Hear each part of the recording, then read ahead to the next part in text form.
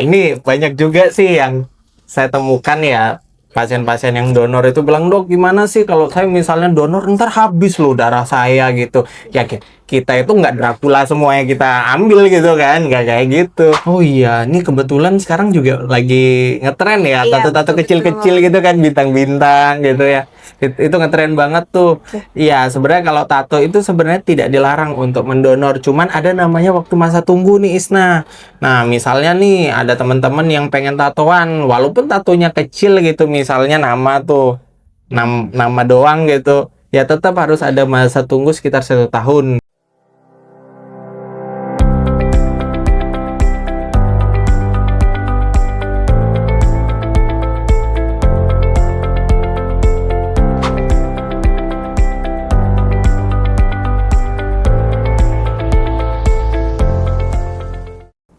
Assalamualaikum warahmatullahi wabarakatuh. Halo Sobat Sehat, selamat datang di Senyum Permata Podcast RSUD Nawawi Mahmuda Sukamara seputar informasi menarik mengenai permasalahan kesehatan. Senang sekali pada kesempatan kali ini saya bisa membersamai Sobat Sehat semua. Perkenalkan, nama saya Isna dan juga telah hadir di sini bersama kita semua Dr. Gungde Agastya SPPK. Beliau merupakan dokter spesialis patologi klinik yang saat ini bertugas sebagai dokter penanggung jawab di Rumah Sakit RSUD Nawawi Mahmuda. Selain itu, beliau juga merupakan salah satu dokter dan orang yang paling sering melihat darah ketimbang melihat masa lalunya. Izin dokter. Waduh, Apa kabar, dok? iya Isna, terima kasih, jangan sampai bilang masa lalu dong, ntar saya galau lagi kan. Bercanda, iya. Senang bisa bergabung hari ini. Oke, terima kasih atas kesempatannya hari ini ya, dok. Iya. Bersedia hadir di sini.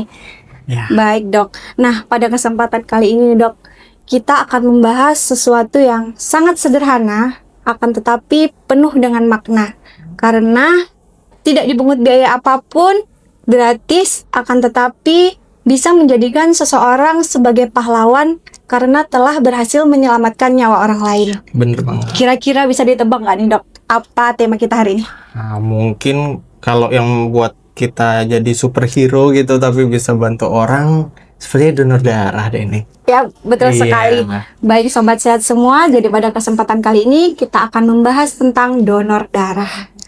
Baik dokter, jadi sebelum kita membahas lebih jauh nih dok tentang donor darah, sebenarnya apa sih dok donor darah itu sendiri dan kenapa sih kita harus donor darah, dok? Silahkan. Oke, terima kasih Isna ya. Jadi kan memang donor darah ini sangat penting ya. Nah, kenapa nih kita itu harus donor darah? Karena sampai hari ini darah itu belum bisa dibuat oleh manusia. Jadi darah itu belum bisa dibuat di pabrik gitu. Nah, tidak ada darah buatan atau darah sintetis yang bisa menggantikan fungsi darah manusia itu secara penuh. Nah, jadi ketika ada pasien operasi besar, lalu kecelakaan, ibu-ibu melahirkan dengan perdarahan, pasien keganasan seperti leukemia, talasemia, atau gagal ginjal, ya salah satunya adalah sumber darahnya adalah manusia itu sendiri. Dan menurut WHO, setiap tahun lebih dari 100 juta kantong darah didonorkan di dunia. Tetapi kebutuhan darah tetap tinggi dan stok harus terus tersedia karena darah itu punya masa simpan yang terbatas loh Isna. Baik dok, berarti ada masa ini ya dok, ada masa expirednya. Iya, bener banget. Kira-kira paling lama itu bisa disimpan berapa lama sih dok untuk darah itu sendiri? Ya benar. Jadi kalau misalkan nih kita umpamakan dengan mie ya, mie instan itu kita bisa simpan berbulan-bulan tuh. Nah, darah itu nggak bisa. Nah, contohnya nih kalau ada sel darah merah nih punya masa simpan sekitar beberapa minggu.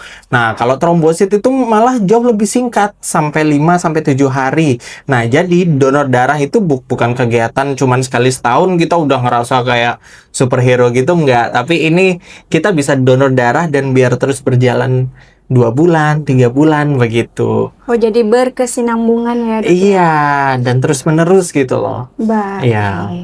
Oke dok. Ya. Untuk selanjutnya, bagaimana sih kondisi di wilayah Indonesia sendiri dok tentang donor darah ini? Apakah kebutuhannya sudah terpenuhi atau sebenarnya masih kurang nih? Oke. Ya, Jadi kalau di Indonesia sendiri ini sebenarnya kebutuhan darah itu masih sangat besar ya. Nah, berdasarkan data yang mengacu pada standar WHO, kebutuhan darah ideal itu bisa mencapai sekitar 2% dari jumlah penduduk per tahun. Nah, artinya nih Indonesia butuh jutaan kantong darah tiap tahun. Dan tantangannya bukan cuma jumlah donor, tapi jumlah donor sukarela yang rutin nih. Karena sistem transfusi yang aman itu sangat bergantung pada donor sukarela yang sehat dan konsisten, Isna. Oke, baik dok. Nah, untuk sahabat di luar sana nih dok, kira-kira yang pengen donor, apa sih syaratnya dok? Oke, ya jadi kalau untuk beberapa syarat itu banyak ya, dan jujur aja kalau kita lihat syarat-syaratnya itu sebenarnya tidak terlalu sulit. Nah, seperti kamu nih yang usia sekitar 17 sampai 65 tahun itu udah bisa donor. Nah, berat badan pun juga kita lihat. Kalau misalnya berat badannya itu minimal 45 kg, itu kita sudah bisa donor. Jadi kalau misalnya kamu di atas 45 kg itu nggak apa-apa, kita donor aja. Nanti di saat donor itu akan dicek kembali seperti tekanan darah. Nah, kalau tekanan darah kita rendah banget emang belum bisa. Cuman kalau tekanan darah kita normal seperti 120/80 itu masih bisa. Nanti di saat kita melakukan screening itu akan dicek juga hemoglobin. Nah, mumpung tuh kalau kalian donor darah langsung dicek HB-nya secara gratis. Nah, HB itu minimal 12,5 dan maksimal 17. Dan yang paling penting nih Isna, kondisi tubuh itu harus sehat. Jangan karena habis begadang akhirnya memaksakan diri di saat tubuh lagi nggak perform banget tuh, kita memaksakan untuk donor darah. Itu juga sebenarnya tidak benar begitu. Oke, jadi harus dalam keadaan fit. Iya, benar. Oke, baik dok. Nah, ada pertanyaan sedikit lagi nih dok tentang syarat donor. Iya. Untuk orang yang bertato, apakah boleh untuk donor dok? Oh iya, ini kebetulan sekarang juga lagi ngetren ya, Iya, tato-tato betul, kecil-kecil betul. gitu kan, bintang-bintang gitu ya. Itu ngetren banget tuh. Iya, sebenarnya kalau tato itu sebenarnya tidak dilarang untuk mendonor, cuman ada namanya waktu masa tunggu nih Isna. Nah, misalnya nih ada teman-teman yang pengen tatoan, walaupun tatonya kecil gitu, misalnya nama tuh, nama doang gitu. Ya tetap harus ada masa tunggu sekitar 1 tahun. Ya kebetulan kan kita lagi tren tuh ada nyetak tato nama pacarnya, ternyata habis putus itu namanya jadi panjang gitu. Betul. Contoh nama pacarnya mungkin Emo gitu, tapi kalau udah putus itu hemoglobin gitu kan namanya kan. Keren juga. Siapa tahu gitu ya. Tetap ya itu harus ada masa tunggunya, walaupun kalian nanti putus, habis itu nato lagi ya tunggu lagi setahun untuk donor darah. Tapi ya kita tekankan bahwa tidak semua orang yang tato itu tidak boleh donor, tapi harus ada masa tunggunya, begitu. Oke, baik dok, cukup jelas. Ya. Nah, untuk pertanyaan selanjutnya dok, banyak sekali teman-teman kita di luar sana yang takut untuk donor. Mereka berpikir setelah donor nanti aku lemes nih, atau pas donor ternyata takut pingsan, Iya. atau nanti takut tambah kurus. Nah, tapi ada juga nih yang takut ketika mereka donor, takut berat badannya naik karena banyak makan setelah itu. Oh, Itu langsung mitos. kalap Iya, ya makannya betul. itu ya. Oke. Nah, ini mitos atau fakta dok? Ya, oke ya. Ini banyak juga sih yang saya temukan ya, pasien-pasien yang donor itu bilang, "Dok, gimana sih kalau saya misalnya donor ntar habis loh darah saya gitu." Ya kita itu nggak Dracula semuanya kita ambil gitu kan, nggak kayak gitu. Ya atau nggak lemes ya, mungkin itu standar ya. Kita bilang, "Aduh dok, nanti lemes ya." Jadi memang beberapa itu sebenarnya mitos gitu. Nah, seperti ini nih, kita umpamakan tubuh kita sendiri itu ada sekitar 4-5 liter darah. Namun waktu kita donor itu kita ambil cuman 350-450 ml gitu. Nah, dan tubuh itu akan mengganti volume cairan itu relatif cepet loh Isna. Jadi bukan setelah donor langsung kita kayak zombie gitu kan, kayak lemes banget, itu juga enggak. Tapi kita lihat juga tadi seperti yang kita bahas tuh kan tentang screening tuh. Kalau kita kondisinya tidak fit itu jangan dipaksakan gitu. Tapi kalau tubuh kita lagi benar-benar fit atau gimana, biasanya tidak akan sampai lemas atau pingsan begitu.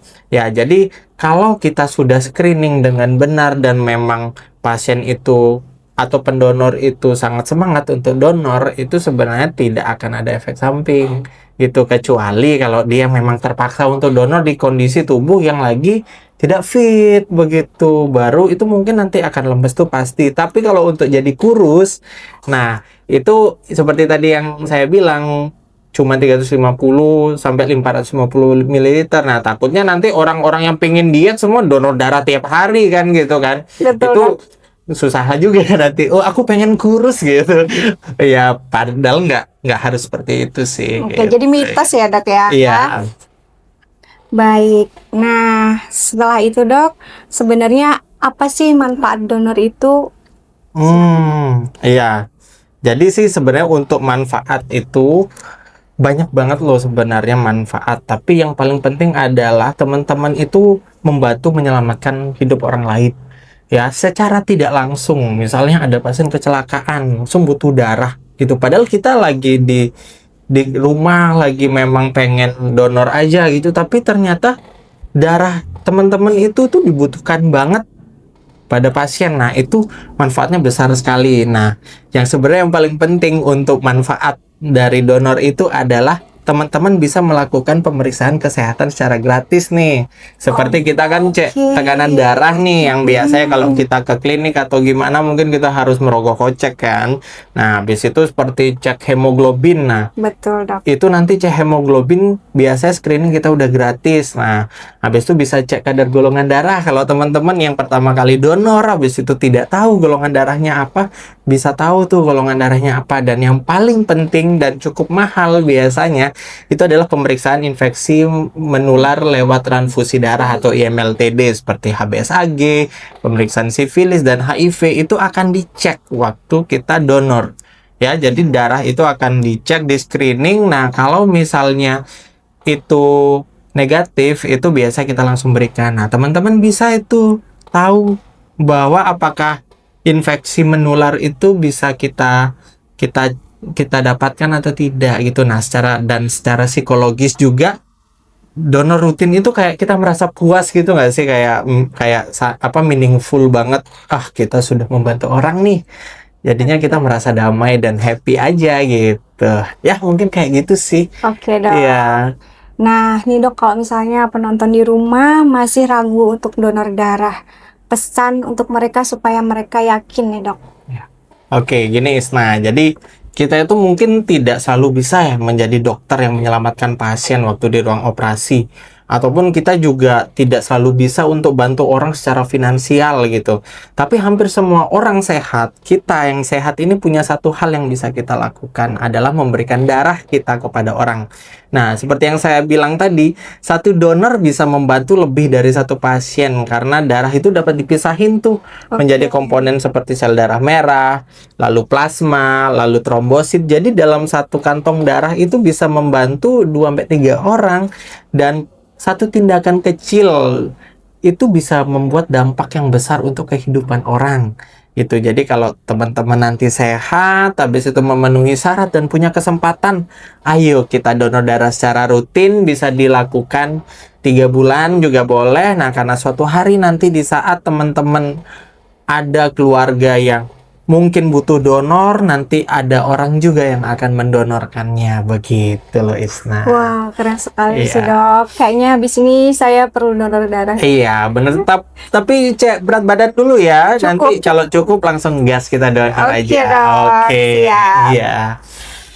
Baik dok, terima kasih ya dok. Iya, sama-sama. Ilmunya hari ini. Iya. Nah, buat teman-teman di luar sana, dimanapun kalian berada, untuk menjadi seorang pahlawan itu ternyata bisa kita mulai dengan berani datang ke unit transfusi darah di kota kalian. Kemudian gulung lengan bajumu, donorkan darahmu. Karena sekantong darah yang kalian sumbangkan sangat berarti untuk mereka yang membutuhkan. Yuk, donor darah yuk. Sekian podcast kita hari ini. Terima kasih dan sampai jumpa.